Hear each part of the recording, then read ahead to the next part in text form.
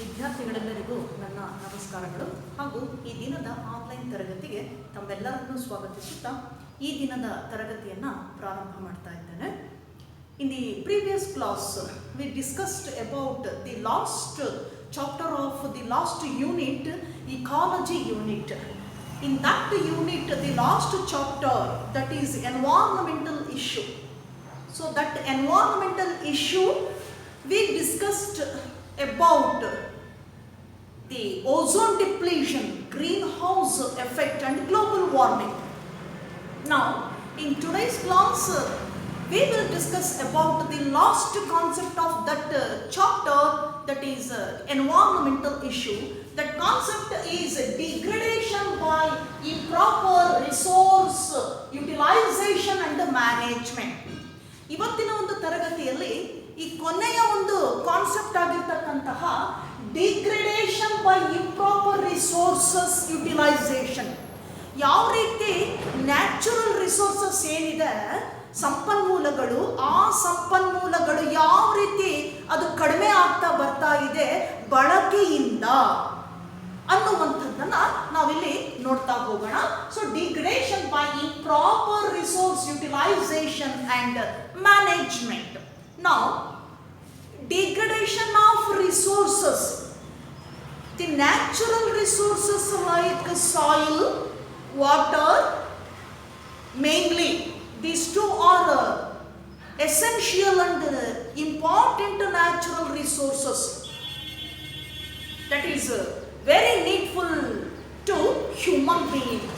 Now, these natural resources gradually decreased or reduced due to the utilization at different angles. So ಅದನ್ನು ಸತತವಾಗಿ ಬಳಕೆ ಮಾಡಿಕೊಳ್ಳೋದ್ರಿಂದ ಅದರ ಮೇಲೆ ಸತತವಾಗಿ ಆಕ್ರಮಣವನ್ನು ಮಾಡ್ಕೊಳ್ಳೋದ್ರಿಂದ ಏನಾಗ್ತಾ ಇದೆ, ಇವತ್ತು ಆ ಸಂಪನ್ಮೂಲಗಳು ಕಡಿಮೆ ಆಗ್ತಾ ಬರ್ತಾ ಇದೆ. ಡಿಗ್ರೇಡೇಷನ್ ಅಂತಂತಂದ್ರೆ ಆ ಒಂದು ಲೆವೆಲ್, ಆ ಅಮೌಂಟ್ ಏನಾಗ್ತಾ ಇದೆ ಆ ಸಂಪನ್ಮೂಲದ್ದು ಅದು ಕಡಿಮೆ ಆಗ್ತಾ ಬರ್ತಾ ಇದೆ. ಯಾಕೆ ಅಂದಾಗ ಇಂಪ್ರಾಪರ್ ಯುಟಿಲೈಸೇಷನ್, ಕ್ರಮಬದ್ಧವಾಗಿ ಅದನ್ನು ಬಳಕೆ ಮಾಡಿಕೊಳ್ದೇನೆ ಅತಿಯಾಗಿ ಬಳಕೆ ಮಾಡಿಕೊಳ್ತಕ್ಕಂತಹ ಕಾರಣದಿಂದ ಏನಾಗ್ತಾ ಇದೆ, ರಿಸೋರ್ಸ್ ಇವತ್ತು ಕಡಿಮೆ ಆಗ್ತಾ ಬರ್ತಾ ಇದೆ. ಇದನ್ನೇ ನಾವು degradation of resources by utilisation ಅಂತ ಕರಿಕೊಂಡು ಮ್ಯಾನೇಜ್ಮೆಂಟ್ ಅಂತ ಹೇಳ್ತಾರೆ. ನಾವು in this concept, first we will discuss about soil erosion. ಹಾಗಾದ್ರೆ ನಾವು ಇದರಲ್ಲಿ ಮಣ್ಣಿನ ಸವತ ಅಥವಾ ಮಣ್ಣಿನ ಸವಕಳಿ ಅಂತಲೂ ಕೂಡ ಕರಿತೇವೆ. So in English soil erosion ಅಂತ ಹೇಳ್ತೇವೆ.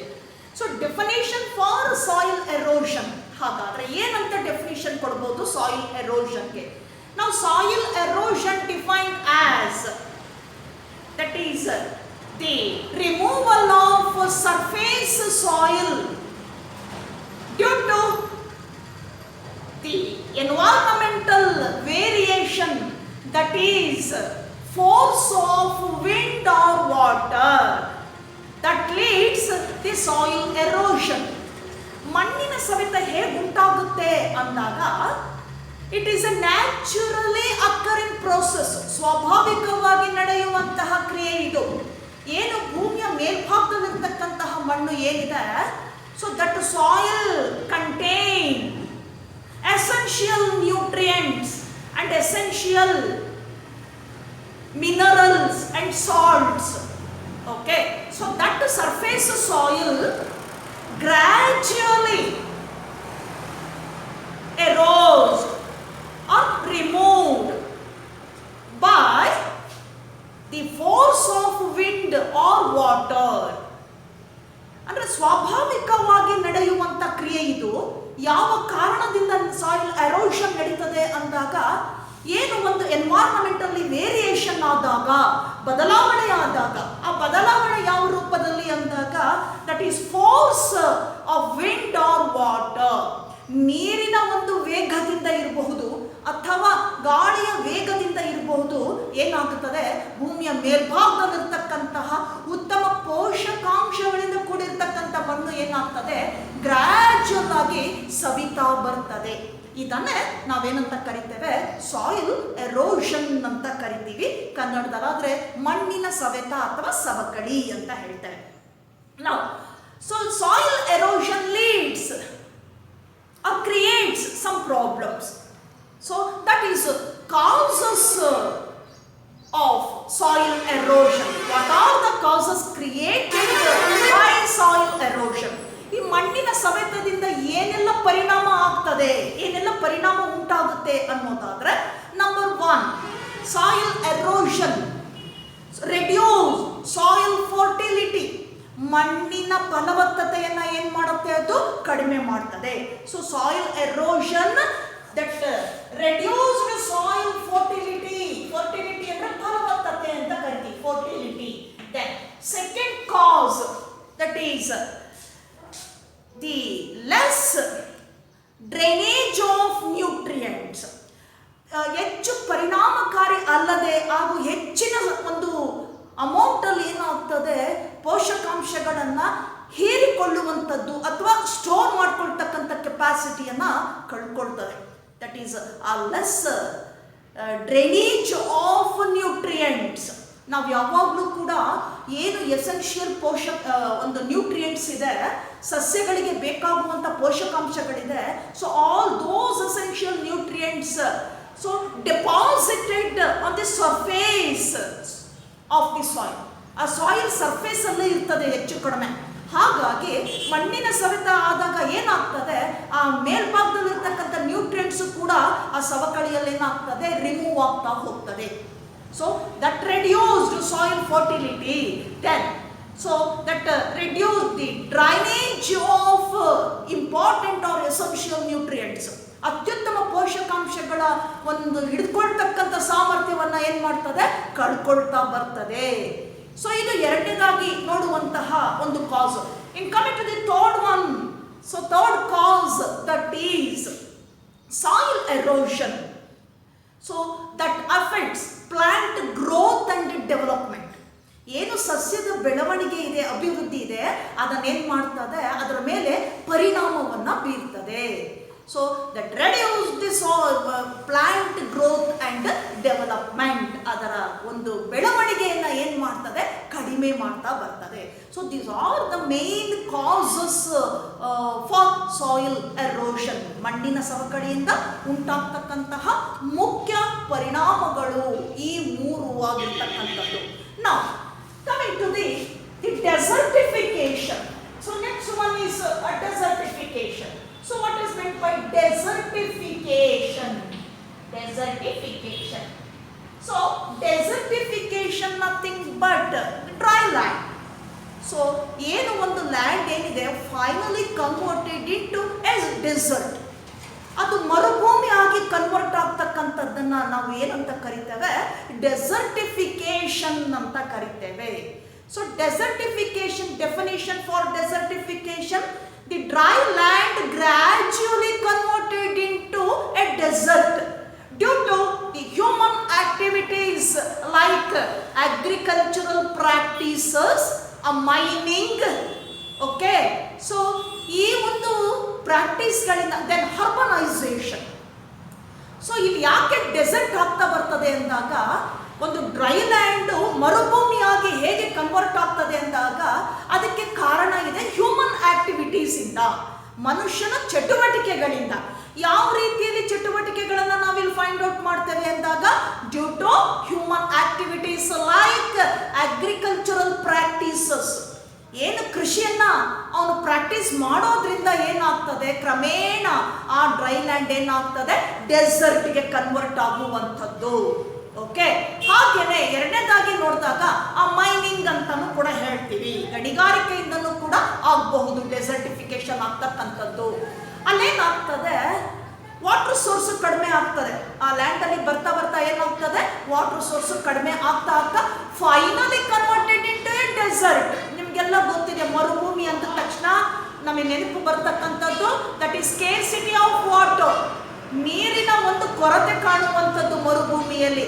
ಹಾಗೆ ಆ ಡ್ರೈ ಲ್ಯಾಂಡ್ ಕೂಡ ಏನಾಗ್ತದೆ, ಈ ಚಟುವಟಿಕೆಗಳಿಂದ, ಅಂದ್ರೆ ಏನು ಆ ಒಂದು ಡೆಸರ್ಟಿಫಿಕೇಶನ್ ಇದೆ ಡೆಸರ್ಟಿಫಿಕೇಶನ್ ಅಲ್ಲಿ ಅಗ್ರಿಕಲ್ಚರ್ ಪ್ರಾಕ್ಟೀಸ್ ಪದೇ ಪದೇ ಮಾಡೋದ್ರಿಂದ ಕೃಷಿಯನ್ನ ಮಣ್ಣಿನ ಫಲವತ್ತತೆಯನ್ನ ಕಳ್ಕೊಂಡು ಒಳಗಡೆ ಇರ್ತಕ್ಕಂಥ ವಾಟರ್ ಸೋರ್ಸ್ ಕೂಡ ಕಡಿಮೆ ಆಗ್ತಾ ಆಗ್ತಾ ಫೈನಲ್ ಆಗಿ ಏನಾಗುತ್ತೆ, ಅದು ಡೆಸರ್ಟ್ ಆಗಿ ಕನ್ವರ್ಟ್ ಆಗುವಂಥದ್ದು.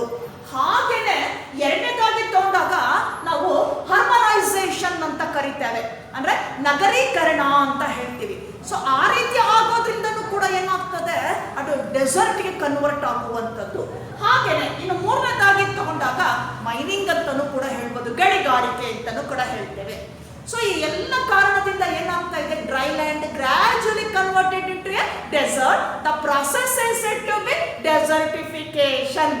ಆ ಒಂದು ವಿಧಾನವನ್ನ ನಾವು ಡೆಸರ್ಟಿಫಿಕೇಶನ್ ಅಂತ ಕರಿತೇವೆ. So due to human activities, ಮನುಷ್ಯನ ಚಟುವಟಿಕೆಗಳಿಂದ ಈ ರೀತಿ ಡ್ರೈ ಲ್ಯಾಂಡ್ ಏನಾಗ್ತದೆ, ಡೆಸರ್ಟ್ ಆಗಿ ಕನ್ವರ್ಟ್ ಆಗುವಂಥದ್ದು. ನಾವು coming to the deforestation. Next ನೋಡೋಣ ನಾವು ಡಿಫಾರೆಸ್ಟೇಷನ್ ಅಂದ್ರೆ ಅರಣ್ಯ ನಾಶ ಅಂತ ಕರಿತೇವೆ ನಾವು ಕನ್ನಡದಲ್ಲಿ. ಏನು ಇದು ಅರಣ್ಯ ಇರ್ತಕ್ಕಂತಹ ಲ್ಯಾಂಡ್ ಏನಿದೆ, ಏರಿಯಾ ಏನಿದೆ, ಗ್ರಾಜುಯಲ್ ಆಗಿ ಏನಾಗ್ತದೆ, ಮರಗಳನ್ನೆಲ್ಲ ಕಳ್ಕೊಳ್ತಾ ಬಂದ್ಬಿಟ್ಟು ಡ್ರೈ ಲ್ಯಾಂಡ್ ಆಗುವಂಥದ್ದನ್ನೇ ನಾವೇನಂತ ಕರಿತೀವಿ, ಡಿಫಾರೆಸ್ಟೇಷನ್. ಫಾರೆಸ್ಟೇಷನ್ ಇಲ್ಲದೆ ಇರೋ ಹಾಗಾಗ್ತಕ್ಕಂಥದ್ದನ್ನ ನಾವು definition for deforestation. So deforestation means gradual degradation of forest area across the world due to human activities. ಏನು ಡಿಫಾರೆಸ್ಟೇಷನ್ ಅಂದಾಗ gradual degradation of forest area. ಆ ಫಾರೆಸ್ಟ್ ಏರಿಯಾ ಏನಾಗ್ತದೆ, ನಿಧಾನವಾಗಿ ಮರ ಗಿಡಗಳನ್ನೆಲ್ಲ ಕಳ್ಕೊಳ್ತಾ ಡಿಗ್ರೇಡ್ ಆಗ್ತಾ ಬರ್ತಾ ಹೋಗುತ್ತದೆ, ಲಾಸ್ ಆಗ್ತಾ ಬರ್ತದೆ. ಇವತ್ತೆಲ್ಲ ನಾವು ಜಗತ್ತಿನಾದ್ಯಂತ ನೋಡ್ತಾ ಇರ್ತಕ್ಕಂಥದ್ದು. ಈ ಕ್ರಿಯೆಯನ್ನ ನಾವು ಏನಂತ ಕರಿತೇವೆ, ಡಿಫಾರೆಸ್ಟೇಷನ್ ಅಂತ ಕರಿತೀವಿ.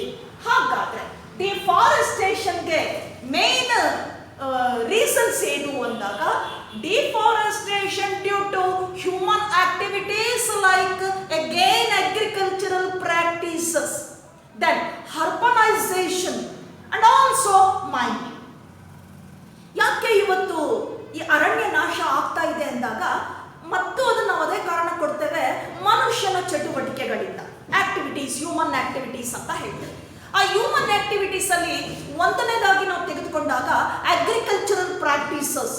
ಅವನು ಕೃಷಿ ಮಾಡೋದಕ್ಕೋಸ್ಕರ ಮರ ಗಿಡಗಳನ್ನೆಲ್ಲ ಕಡಿದ್ಬಿಟ್ಟು ಏನ್ ಮಾಡ್ತಾನೆ, ಡ್ರೈ ಲ್ಯಾಂಡ್ ಆಗಿ ಮಾಡ್ಕೊಂಡು ಬರ್ತಾ ಹೋಗ್ತಾನೆ. ಸೊ ಅದು ಒಂದು ಕಾರಣ ಅರಣ್ಯ ನಾಶಕ್ಕೆ. ಹಾಗೆ ಇನ್ನು ಎರಡನೇದಾಗಿ ಬಂದಾಗ ಹರ್ಬನೈಸೇಷನ್, ನಗರೀಕರಣ ಅಂತ ಹೇಳ್ತೇವೆ. ಆ ಹಿನ್ನೆಲೆಯಲ್ಲೂ ಕೂಡ ಏನ್ ಮಾಡ್ತಾರೆ, ಮರ ಗಿಡಗಳನ್ನೆಲ್ಲನೂ ಕೂಡ ಕಡಿತಾ ಏನ್ ಮಾಡ್ತಾರೆ, ಬಯಲು ಮಾಡ್ಕೊಳ್ತಾ ಬರ್ತಾರೆ.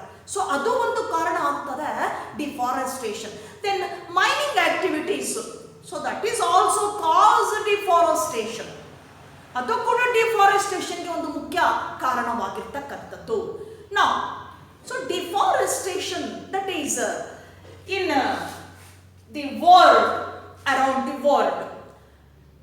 In today or recently, tropical region covered only 40% of forest area when compared to temperate zone.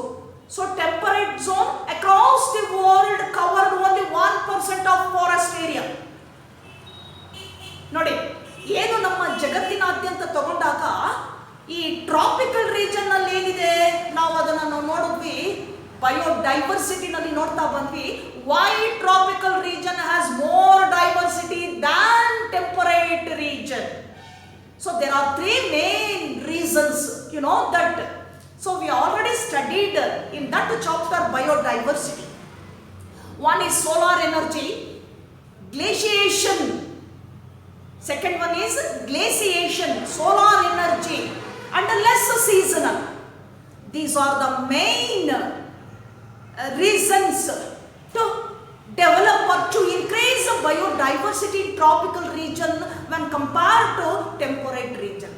Here again, across the world, tropical region covered only 40% of forest area when compared to temperate zone. So that covered only 1% of forest area. ಆ temperate ಅಲ್ಲಿ ಇವತ್ತು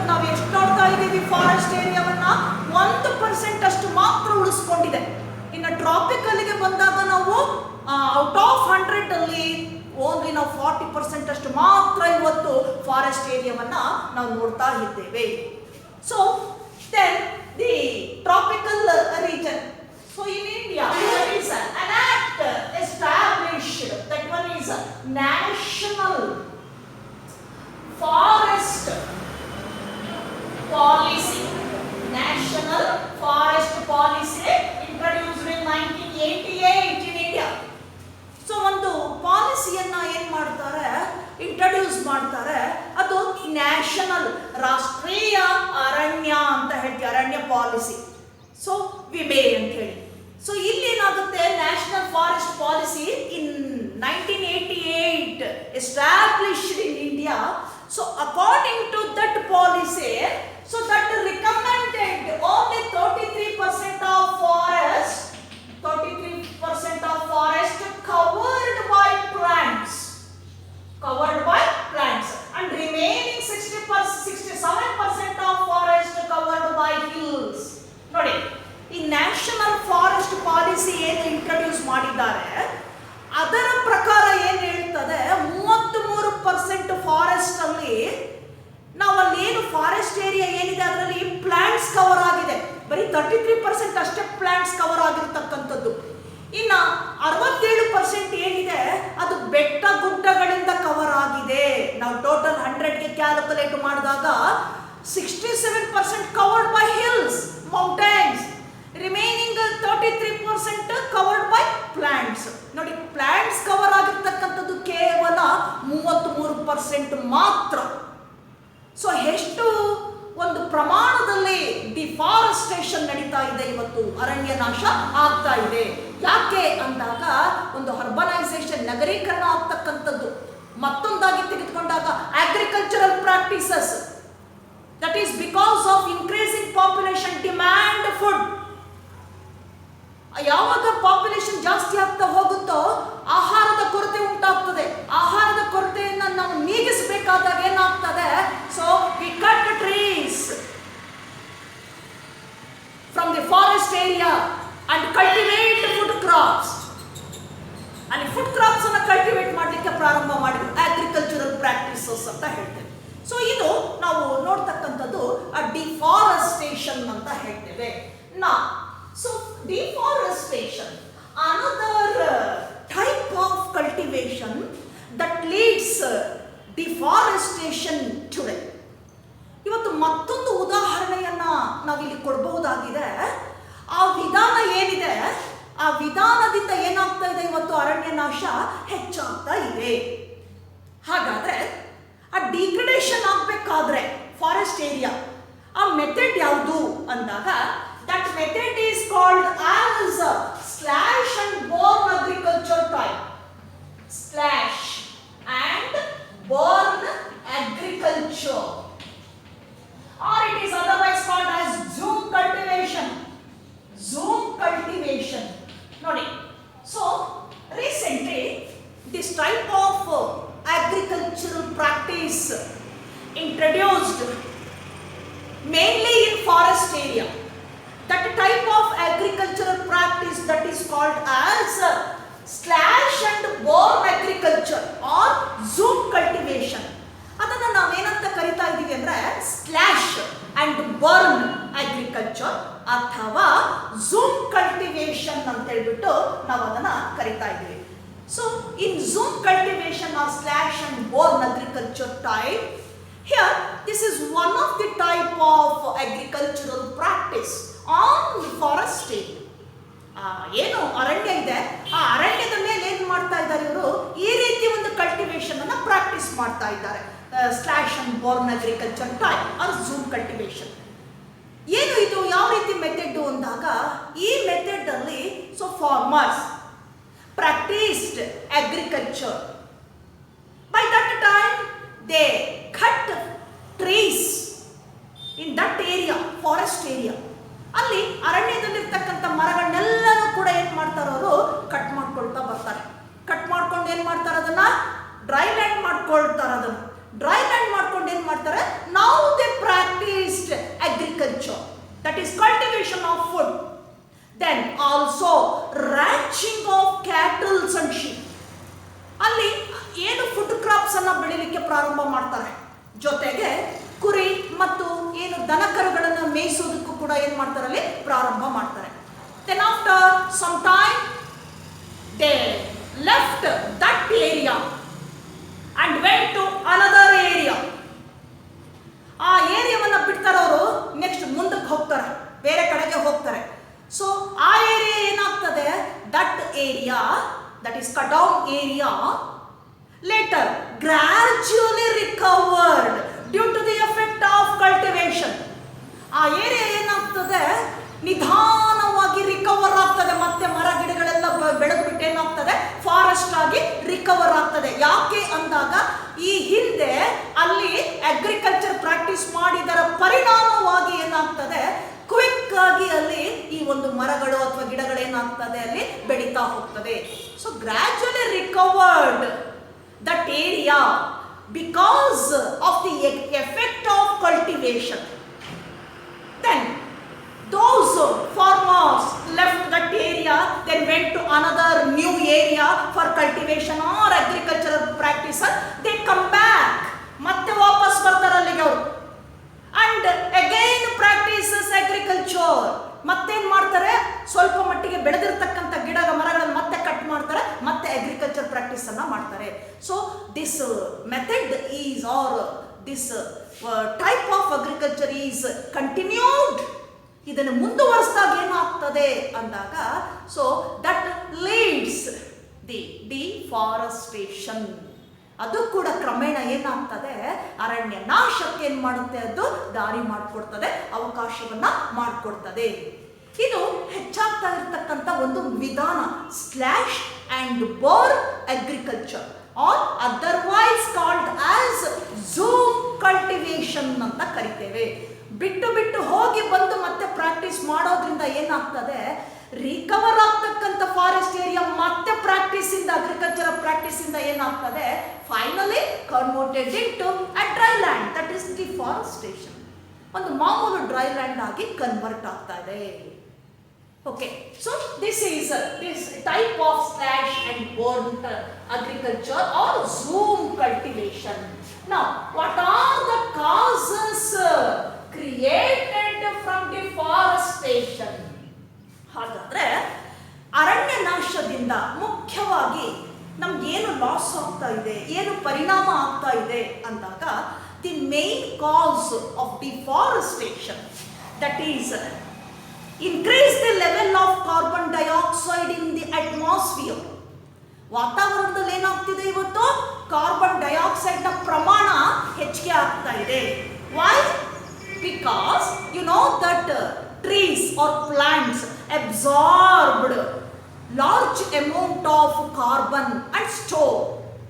ನಿಮ್ಗೆಲ್ಲ ಗೊತ್ತಿದೆ, ಏನು ಒಂದು ಮರ ಗಿಡಗಳು ಸಸ್ಯಗಳು ಇದೆ, ಪ್ರಕೃತಿಯಲ್ಲಿ ಇರ್ತಕ್ಕಂತಹ ವಾತಾವರಣದಲ್ಲಿ ಇರ್ತಕ್ಕಂಥ ಕಾರ್ಬನ್ ಅನ್ನ ಹೀರ್ಕೊಳ್ಳುತ್ತದೆ. ಹೆಚ್ಚಿನ ಪ್ರಮಾಣದಲ್ಲಿ ಕಾರ್ಬನ್ ಅನ್ನ ಹೀರ್ಕೊಳ್ಳೋದ್ರಿಂದ ಬ್ಯಾಲೆನ್ಸಿಂಗ್ ಆಗಿರ್ತದೆ. ಈಗ ಮರ ಗಿಡಗಳನ್ನ ಕಡಿಯೋದ್ರಿಂದ ಏನಾಗ್ತದೆ, ಮರ ಗಿಡಗಳಲ್ಲಿ ಇರ್ತಕ್ಕಂತಹ ಅದು ಸ್ಟೋರ್ ಮಾಡಿಟ್ಕೊಳ್ತಕ್ಕಂಥ ಕಾರ್ಬನ್ ಪ್ರಮಾಣ ಈಗ ಎಲ್ಲಿಗೆ ಬರ್ತದೆ, ರಿಲೀಸ್ ಟು ದಿ ಅಟ್ಮಾಸ್ಫಿಯರ್.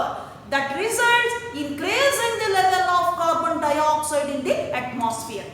ಅದರ ಪರಿಣಾಮ ಏನಾಗ್ತದೆ ಇವತ್ತು ಅಂದಾಗ, ವಾತಾವರಣದಲ್ಲಿ ಮರ ಗಿಡಗಳು ಯಾವಾಗ ಇಲ್ಲದೆ ಇರೋ ಹಾಗಾಗುತ್ತೋ ಅದು ಶೇಖರಿಸಿ ಇಟ್ಕೊಳ್ತಕ್ಕಂಥ ಕಾರ್ಬನ್ ಪ್ರಮಾಣ ಏನಾಗ್ತದೆ, ಈಗ ಅಟ್ಮಾಸ್ಫಿಯರ್ಗೆ ಬರ್ತದೆ.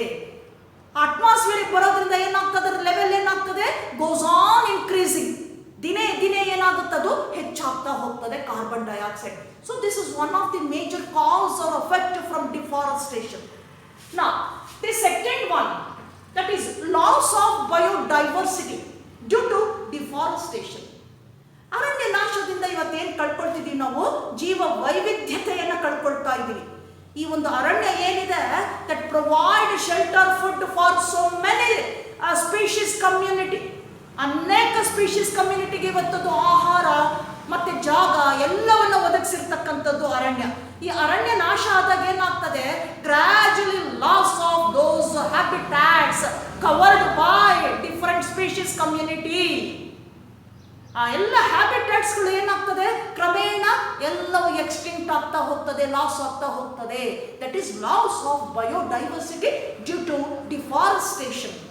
ಅರಣ್ಯ ನಾಶದಿಂದ ಮತ್ತೊಂದು ಕಾಸ್ ಅಂದಾಗ that is loss of biodiversity. ಈ ಎರಡು ನಾವು ಮೇಜರ್ ಕಾಸ್ ಅನ್ನ ನೋಡ್ತಾ ಹೋಗ್ಬೋದು ಡಿಫಾರೆಸ್ಟೇಷನ್ ನಲ್ಲಿ. That is the causes of deforestation. Now reforestation.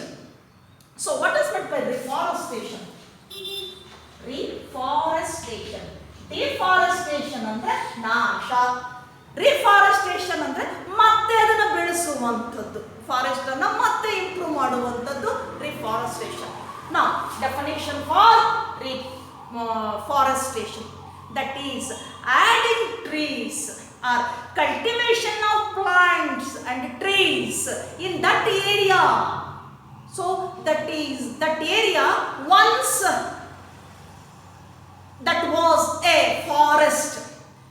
Gradually that area was destroyed by human activities. ಏನಾಗಿದೆ ರಿಫಾರೆಸ್ಟೇಷನ್ ಅಂದ್ರೆ that is introducing or cultivation of plants and trees in that area. ಒಂದು ಏರಿಯಾದಲ್ಲಿ ನಾವು forest ಏರಿಯಾದಲ್ಲಿ ಮತ್ತೆ ನಾವು ಮರಗಳನ್ನು ಗಿಡಗಳನ್ನು ಬೆಳೆಸುವಂಥದ್ದು. ಈ ಹಿಂದೆ ಆ ಒಂದು ಏರಿಯಾ ಏನಾಗಿತ್ತು, ಫಾರೆಸ್ಟ್ ಆಗಿತ್ತು. Once that area was a forest, ಅದು ಅರಣ್ಯ ಆಗಿತ್ತು. But that area was destroyed due to human activities later. ಈ ಒಂದು ಮನುಷ್ಯನ ಚಟುವಟಿಕೆಯಿಂದ ಏನಾಯ್ತು, ಅದು ನಾಶ ಆಗ್ತಾ ಬಂದಿತ್ತು. ಈಗ ಅದೇ ಏರಿಯಾದಲ್ಲೇ ಮತ್ತೆ ಮರ ಗಿಡಗಳನ್ನು ಬೆಳೆಸುವುದರ ಮೂಲಕ ಕ್ರಿಯೇಟ್ ಮಾಡುವಂಥದ್ದು, ಫಾರೆಸ್ಟ್ ಅನ್ನ ಕ್ರಿಯೇಟ್ ಮಾಡುವಂಥದ್ದು, ದಟ್ ಈಸ್ ಕಾಲ್ಡ್ ಆಸ್ ರಿಫಾರೆಸ್ಟೇಷನ್. ಅದನ್ನು ನಾವೇನಂತ ಕರಿತೇವೆ, ರಿಫಾರೆಸ್ಟೇಷನ್ ಅಂತ ಕರಿತೇವೆ. Now coming to the last point, that one is a case study of people's participation in conservation of forest. So last one, that is a case study of people's participation in conservation of forest. In conservation, ಸಂರಕ್ಷಣೆ ಮಾಡೋದು ಅಂತ, conservation of forest. ಇಲ್ಲಿ ಒಂದು incident ಅನ್ನ ಹೇಳ್ತಾ ಹೋಗ್ತಾರೆ, ಹೇಗೆ ಜನ ಈ ಒಂದು ಅರಣ್ಯವನ್ನ ಉಳಿಸೋದಕ್ಕೋಸ್ಕರ, ಸಂರಕ್ಷಣೆ ಮಾಡೋದಕ್ಕೋಸ್ಕರ ತಮ್ಮ ಪ್ರಾಣವನ್ನೇ ತ್ಯಾಗ ಮಾಡಿರತಕ್ಕಂಥದ್ದು, ಅದರಲ್ಲಿ ಭಾಗಿಯಾಗಿರ್ತಕ್ಕಂಥದ್ದು. ದಟ್ ಈಸ್ ಅ ಕೇಸ್, ಒಂದು ಕೇಸನ್ನು ನಾವಿಲ್ಲಿ ನೋಡ್ತಾ ಹೋಗ್ತೇವೆ. So a case study of people's participation in conservation of forest and an incident. So that incident found in Rajasthan state, Jodhpur of Rajasthan. Rajasthan ಒಂದು ಸ್ಟೇಟಲ್ಲಿ, ರಾಜ್ಯದಲ್ಲಿ ಬರ್ತಕ್ಕಂಥ ಜೋಧ್ಪುರ್ ಡಿಸ್ಟ್ರಿಕ್ಟ್ ಅಲ್ಲಿ ನಡೆದಂತಹ ಒಂದು ಘಟನೆ during 1731. So here where a king ruled that area. ಒಬ್ಬ ರಾಜ ಅಲ್ಲಿ ಆಳ್ವಿಕೆಯನ್ನು ನಡೆಸ್ತಾ ಇದ್ದ 1731 ಜೋಧ್ಪುರಲ್ಲಿ, ರಾಜಸ್ಥಾನದಲ್ಲಿರ್ತಕ್ಕಂಥ ಜೋಧ್ಪುರ್ ಜಿಲ್ಲೆಯಲ್ಲಿ. So once that king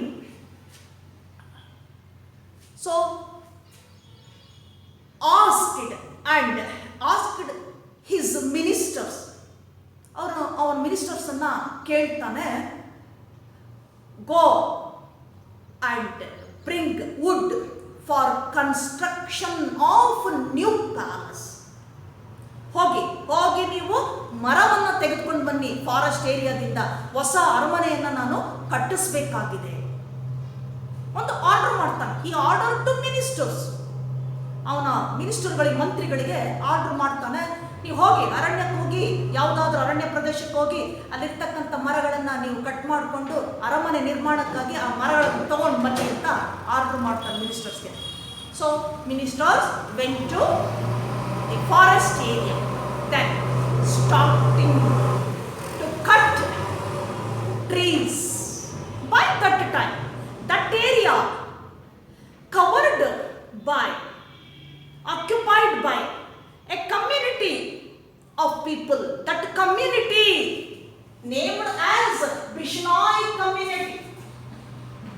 Bishnoi community.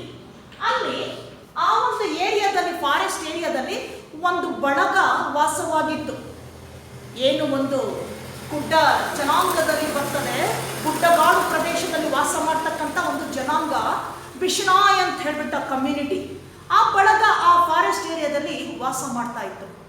So ಇವರು ಮಂತ್ರಿಗಳೆಲ್ಲ ಹೋದ್ರು, ಒಳ್ಳೊಳ್ಳೆ ಮರಗಳನ್ನು ಸೆಲೆಕ್ಟ್ ಮಾಡಿಕೊಂಡ್ರು. ಆ ಮರಗಳನ್ನು ಕಡಿಲಿಕ್ಕೆ ಅಂತ ಹೇಳ್ಬಿಟ್ಟು, ಕಟ್ ಮಾಡಲಿಕ್ಕೆ ಅಂತ ಮುಂದೆ ಹೋದಾಗ ಏನು ಮಾಡ್ತಾರೆ, ಆ ಬಿಷ್ಣಾಯ್ ಕಮ್ಯುನಿಟಿಯಲ್ಲಿ ಇರ್ತಕ್ಕಂಥ ಒಬ್ಬ ಮಹಿಳೆ, ಓಕೆ, ಸೊ ಅವಳ ಹೆಸರು, her name was Amrit Devi Bishnoi. Amrit Devi Bishnoi.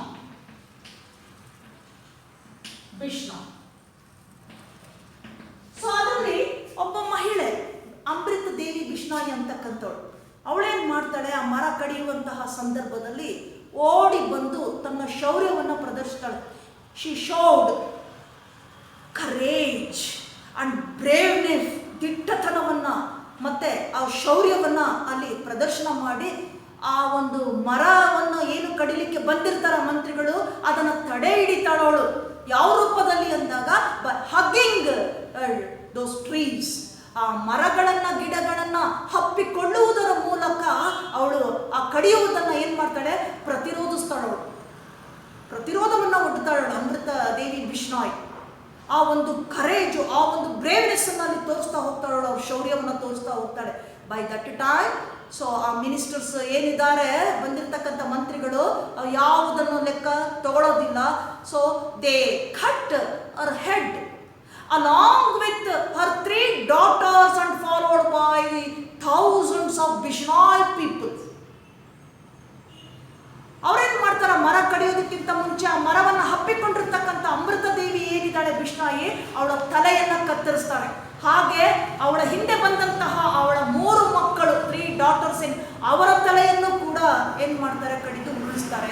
ಜೊತೆಗೆ ಅವಳ ಸಹಾಯಕ್ಕಾಗಿ ಬಂದಿರತಕ್ಕಂತಹ ಅದೇ ಶೌರ್ಯವನ್ನು ಮೆರೆದಿರ್ತಕ್ಕಂಥ ಸಾವಿರಾರು ಬಿಷ್ಣಾಯ್ ಕಮ್ಯುನಿಟಿ ಆ ಜನರು ಏನು ಮಾಡ್ತಾರೆ, ಆ ಒಂದು ಮರಗಳನ್ನು ಸಂರಕ್ಷಣೆ ಮಾಡೋದಕ್ಕೋಸ್ಕರ ತಮ್ಮ ಪ್ರಾಣವನ್ನು ತ್ಯಾಗ ಮಾಡ್ತಾರೆ ಆ ಬಿಷ್ಣಾಯ್ ಕಮ್ಯುನಿಟಿಯವರು. So that is the case how people participating, that is in conservation of forest, that protection of wildlife, ಹೇಗೆ ಪ್ರೊಟೆಕ್ಟ್ ಮಾಡೋದಕ್ಕೋಸ್ಕರ ತಮ್ಮ ಜೀವವನ್ನೇ ಅವರು ತ್ಯಾಗ ಮಾಡಿದ್ರು ಅನ್ನುವಂಥದ್ದು ಈ ಇನ್ಸಿಡೆಂಟಲ್ಲಿ ನಾವು ನೋಡ್ತಾ ಹೋಗ್ತೇವೆ.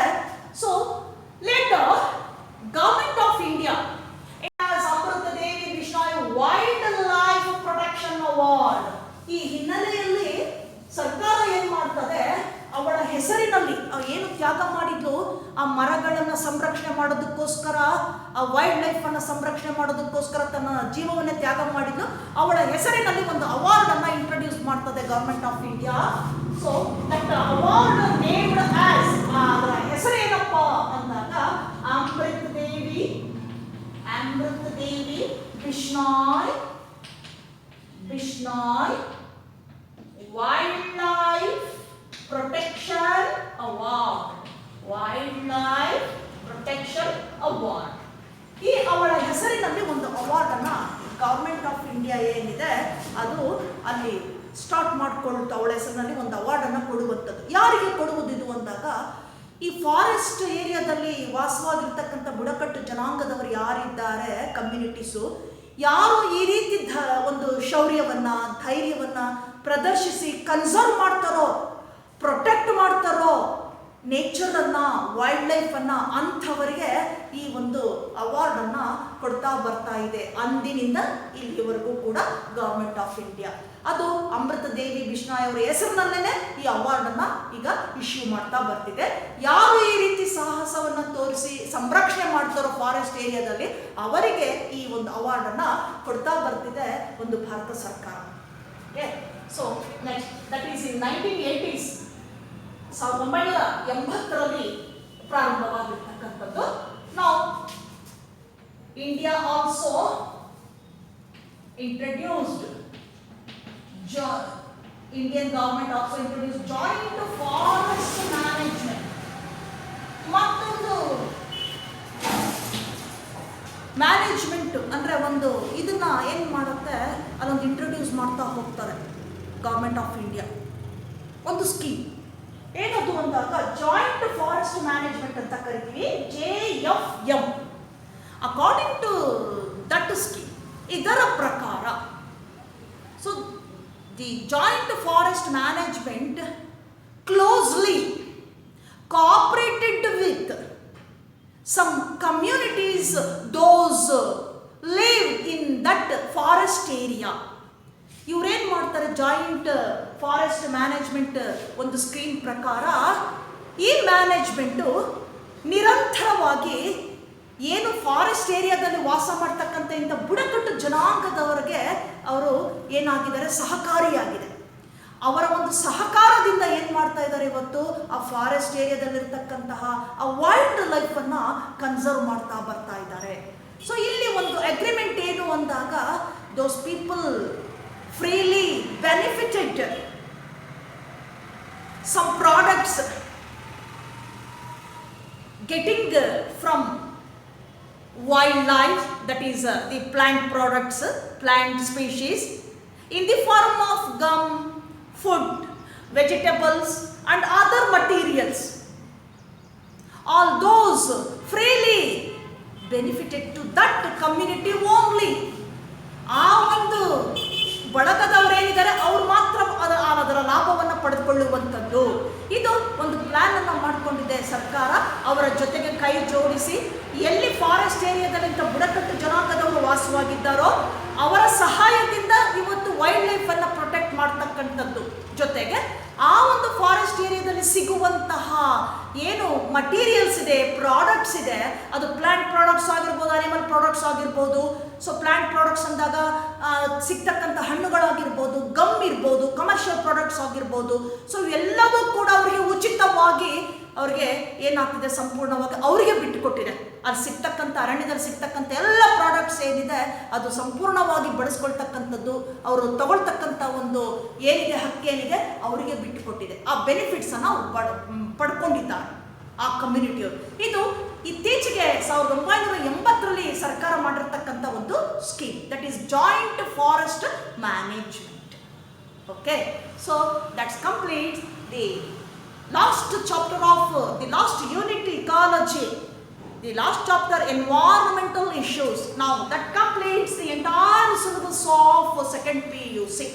ಇಲ್ಲಿಗೆ ಇಂದು ಸೆಕೆಂಡ್ PUC ಸಿಲೆಬಸ್ ಏನಿದೆ ಎಲ್ಲ ಚಾಪ್ಟರ್ಸು ಕೂಡ ಕವರ್ ಆಗಿರುವಂಥದ್ದು. ಸೊ ಎನ್ವೈರನ್ಮೆಂಟಲ್ ಇಶ್ಯೂಸ್ ಲಾಸ್ಟ್ ಚಾಪ್ಟರಲ್ಲಿ ನಿಮಗೆ ಒಂದು 4 marks ಇಂದು ಪ್ರಶ್ನೆಗಳು ಬರ್ಬೋದು, ಕ್ವಶನ್ಸ್ ಬರ್ಬೋದು.